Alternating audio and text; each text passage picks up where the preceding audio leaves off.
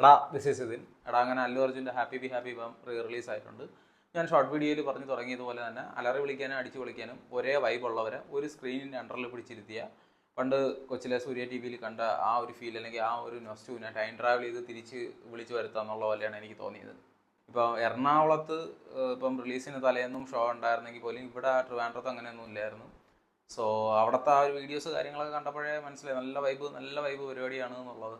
അങ്ങനെ ഇന്ന് രാവിലെ ഷോ ഉണ്ടായിരുന്നെങ്കിൽ എനിക്കത് പോകാൻ പറ്റിയില്ല. അങ്ങനെ ഇപ്പോൾ സെക്കൻഡ് ഷോ ആണ് പോയിട്ട് അങ്ങനെ കയ്യോടെ വന്നതാണ് ഇപ്പോൾ വീഡിയോ വരുന്നതാണ്. എനിക്ക് എന്തുവാ ഭയങ്കര നൊസ്റ്റാൾജി ആയിരുന്നു എന്ന് വെച്ചാൽ. പിന്നെ ഷോ ഹൗസ്ഫുൾ ഷോ ആയിരുന്നു.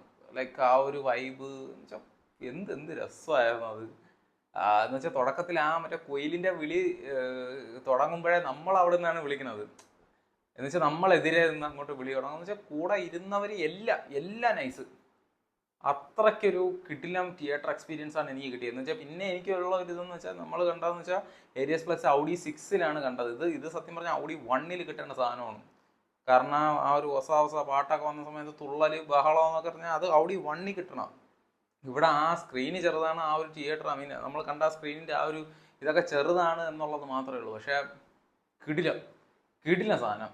വേറൊരു കാര്യം എന്ന് വെച്ചാൽ ഇങ്ങനെ കണ്ടപ്പോൾ കുറേ കാര്യങ്ങൾ മനസ്സിലാക്കി. അതായത് കുറേ മിസ്സായിട്ടുള്ള എന്ന് വെച്ചാൽ ടി വിയിൽ അത് കണ്ടാലും ശ്രദ്ധിക്കാത്ത കുറേ ഐറ്റംസ് എനിക്ക് മനസ്സിലായി. ഇപ്പോൾ ഫോർ എക്സാമ്പിൾ പറയാനാണെന്നുണ്ടെങ്കിൽ പഴം വിഴുങ്ങിയ പോലെ നിൽക്കുന്ന കുറച്ച് ഫൈറ്റേഴ്സ്, അങ്ങനെ പഴം വിഴുങ്ങിയ പോലെ നിൽക്കുന്ന നായകരെ കൂട്ടുകാർ.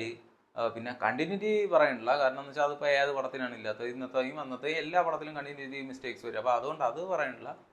അല്ലാതെ തന്നെ ഇപ്പം ചില ഷോർട്സിലെ ബ്ലറ്, അതുപോലെ തന്നെ കുറേ മിസ്സായ കുറേ ഡയലോഗ്സ് ഉണ്ട്. ടി വിയിൽ വന്നപ്പോൾ കേൾക്കാതിരുന്ന അങ്ങനത്തെ കുറേ ഡയലോഗ്സ് കാര്യങ്ങളൊക്കെ ഉണ്ട്.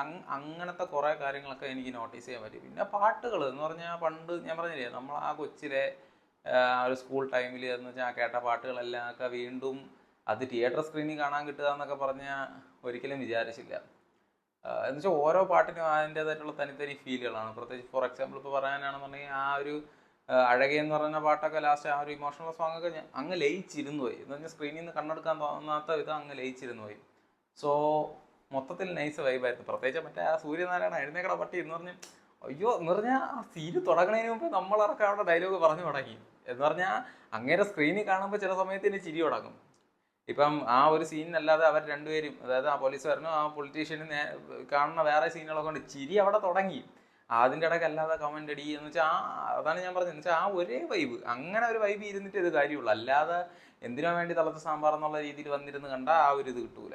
സോ അങ്ങനെ ആ ഒരു ഒറ്റ വൈബിൽ ഇരുന്നുകൊണ്ട് എനിക്കും അത് നല്ല രീതിയിൽ അത് എൻജോയ് ചെയ്യാൻ പറ്റി. എന്ന് വെച്ചാൽ ആൺ പെൺ വ്യത്യാസമില്ല, എല്ലാവരും നല്ല അറുമാതിച്ച് ഈ ഷോ അതിനെ നല്ല വൃത്തിക്ക് വിട്ടിട്ടുണ്ട്. സോ അങ്ങനെ പിന്നെ ഞാൻ പറഞ്ഞില്ലേ, പടത്തിനെ പറ്റിയിട്ട് വേറെ കാര്യങ്ങളൊന്നും പറയാനൊന്നുമില്ല. ഓൾറെഡി എല്ലാവരും എല്ലാം കണ്ടതല്ലേ. പക്ഷേ theatre experience it was really nice. എന്ന് പറഞ്ഞാൽ മഴയായിരുന്നു എൻ്റെ പൊന്നോ ഇവിടെ. എന്ന് പറഞ്ഞാൽ ഇവിടുന്ന് അങ്ങോട്ട് പോയപ്പോഴും മഴ, വന്നപ്പോഴും മഴ, മണിക്കൂറോളം ആയിരുന്നു നിർത്താതെ മഴ. ഇതിൻ്റെ ഇടയിലുമാണ് ഡെഡിക്കേഷൻ മൂത്ത് പോയത്. എന്ന് വെച്ചാൽ നമ്മൾ കയറിയ സമയത്തൊക്കെ കുറേ സീറ്റ്സൊക്കെ കാലിയായിരുന്നു. കാരണം എന്ന് വെച്ചാൽ ഇനി വരാതിരിക്കുന്നവർ. പക്ഷേ മഴയൊക്കെ ഓവർകം ചെയ്തിട്ട് വരെ വന്നിരുന്ന് കണ്ട ടീംസുകളാണ്. സോ അങ്ങനത്തെ നല്ലൊരു എക്സ്പീരിയൻസ് ആയിരുന്നു ഇത് ഹാപ്പി ബി ഹാപ്പി ഒരു റിലീസ് എന്ന് പറയണത്. കൊള്ളാം എന്ന് പറഞ്ഞാൽ ആ ഒരു സീൻസ് ആവട്ടെ, അല്ലെങ്കിൽ സോങ്സ് ആവട്ടെ, കോമഡീസ് ആവട്ടെ, മറ്റേ ആക്ഷൻ ആവട്ടെ, എല്ലാം.